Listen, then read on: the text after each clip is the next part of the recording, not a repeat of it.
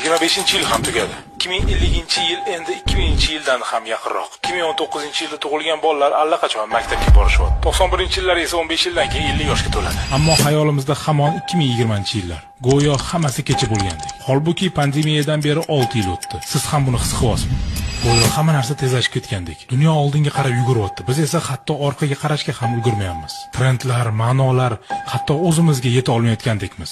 Texnologiyalarchi, avvalgisiga ko'nikib ulgurmasizdan keyingisi chiqyapti. Bilasizmi nimani angladim? Ota-onamni tushunishim osonlashdi. Ba'zan ularga hatto havas qilaman.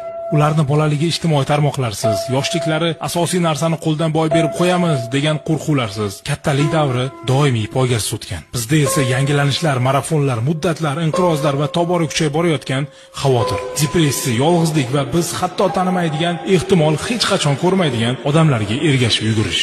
Va faqat bitta narsa o'zgarmay qoladi.